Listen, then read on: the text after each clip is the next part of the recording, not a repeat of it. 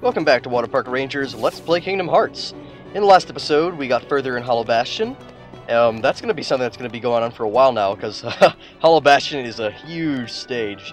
I say stage, you know, I guess the proper terminology is world. But it is actually probably one of the largest worlds in the game. And it's so well designed, too, as you can see. Plus, all this good platforming stuff comes into play at this time. It kind of makes me wonder what the game would have been like if you got high jump way earlier, and then glide at like the halfway point instead of getting glide further down the line. Because that would have been more fun, I think. Anyway, you can hover over here and get an optional Orichalcum! Awesome! Like I said earlier, I think Orichalcum is partially what Hollow Bastion is constructed of. It's really interesting, like, paying attention to the details in the architecture and stuff. Obviously, first, Hollow Bastion was more of an old, I guess kind of gothic cathedral place. And then at some point it had to be modified, otherwise these pipes wouldn't be sticking out the way they are. So that's really interesting design right there. So take this lift right here, and is there anything special besides this immediate platform? I don't think there is. No, there isn't. Maybe there was something that I was an idiot and skipped over, but it doesn't matter. This one will warp us to the main central platform. That'll take us to, I guess you could say, the second part of Hollow Bastion, the upper echelons, the higher tiers. Echelons, whatever. Me not being able to pronounce a word, but saying them nonetheless because I at least know what they mean. That happens a lot. And it's going to stop right about the middle. We're going to be ambushed by some wizards. But it's not really an ambush if you already know that they're there. Well, I guess technically it's an ambush. It's just a very poorly planned one. You see, I was able to see this coming because I've beaten the game before. It's not like they're even hard to deal with. As you can see, like, our level is so well set and easily prepared for this world that the new Heartless that they're throwing at us aren't bad at all. However, if you're not properly leveled, or if you're playing this on a higher difficulty, expect trouble. Wizards in particular are very annoying. I don't think the Wyverns, the Dragon-type Heartless, are actually that bad. They're probably the easiest of the lot. The only thing they really have going for them is their high HP, but their attacks are fairly easy to avoid. Plus, they don't actually seem to attack all that often. Honestly, I think Air Soldiers are more dangerous than Wyverns. I'm saying this now, there's probably going to be a point where Wyverns start kicking my ass later. And as you can see, the defenders aren't really tough, just like with large bodies before you get behind them. In fact, defenders are in some ways easier to predict than large bodies because they don't go crazy like large bodies do when they're low on HP. But they do a lot of damage, actually. On Expert, I remember defenders doing a lot of damage. Also, defenders, the name comes from Final Fantasy 6 in Japan, 3 in US, because Final Fantasy is weird that way. It comes from the name of, oh no, I mean Interceptors. That's what they're called. Why do I keep calling them Defenders?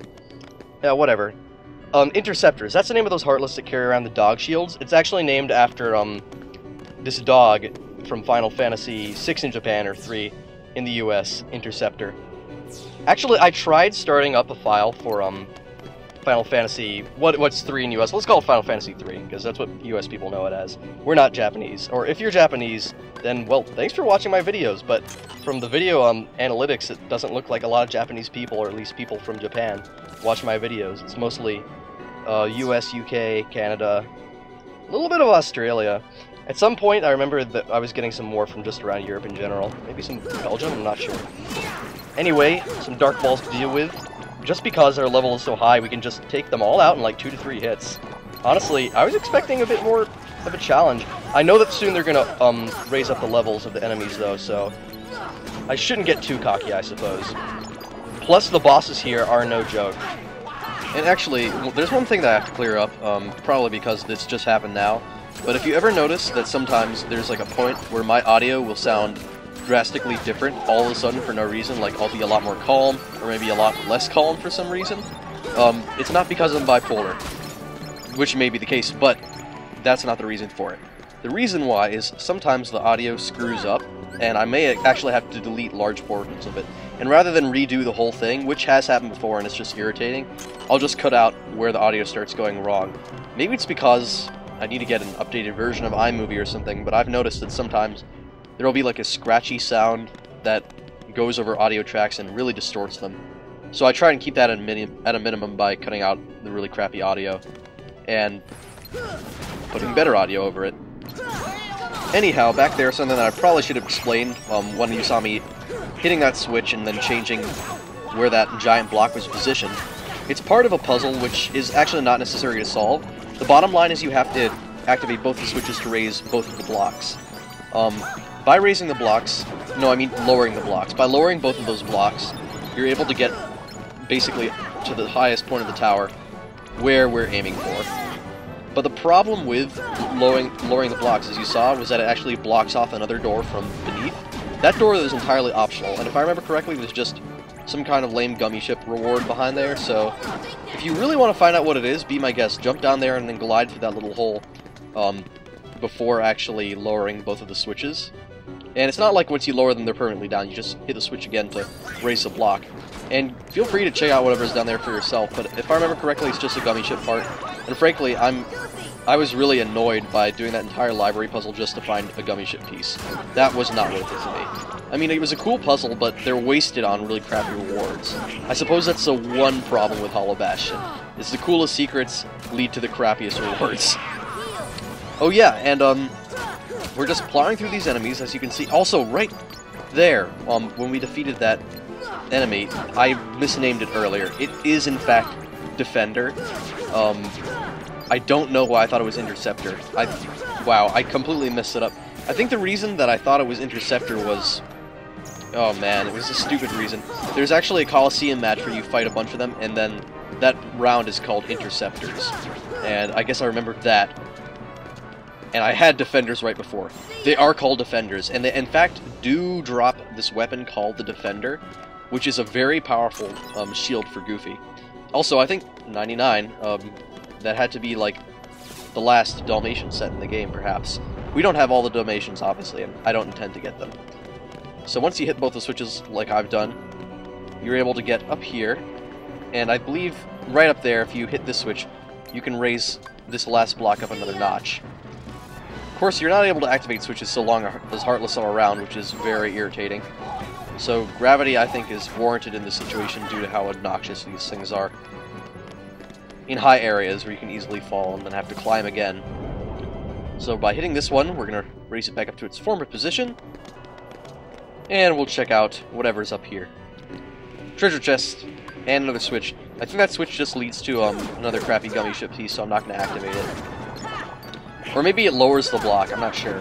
One way or another, I'm not going to bother with it, because I don't want it to warp us onto a platform that'll give us an annoying cutscene and just put us back to a gummy ship piece. That's not worth it to me. Here we go. And now we should be able to activate that treasure chest. Open it up. Activating it would just be silly. Mega Elixir! Awesome! Okay, I think we're set. I'm just gonna go through and head off to where the boss is now, because honestly, I'm just ready to take it on already. Well, there's gonna be a cutscene first, but I suppose. Business is business. We'll let the game have its way with cutscenes and explaining story things while I shut up. So these things drop Defenders, but it's a very rare chance. I believe it's a 0.003% chance. It has happened to me once before. I actually have a file where, without even looking for them, I was able to get the 0.003% chance drop for Goofy and another one for Donald from Wizards. But cutscenes, so I'm not going to talk during it.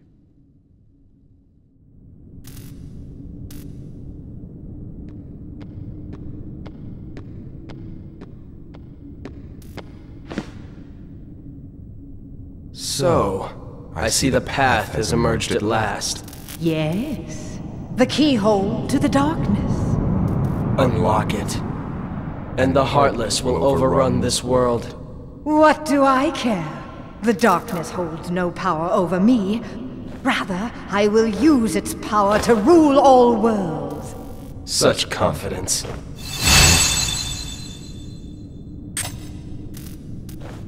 Oh.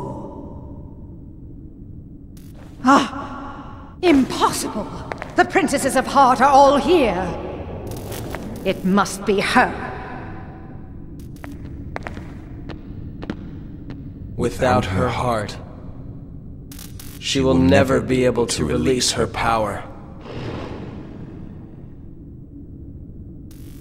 The King's fools are here. I'll deal with them myself. You stay here and guard the princesses.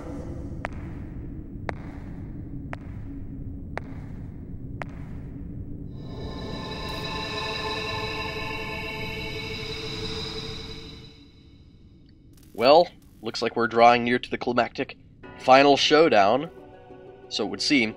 Anyway, before you go further in this room, this is where the boss is going to appear, so make sure you have... Okay, I used a cottage to restore all our HP and MP. Gonna make sure that we have the right items equipped on Sora. Honestly, these aren't efficient enough. Better have more ethers in there, because we're gonna be using a lot of magic. Yeah, all ethers, that way we can use our magic for curing. Arrow is a must. Gravity for sure, actually, gravity definitely. Yeah, gravity, cure, and arrow, we're set. We're gonna take on the boss next episode. See you then.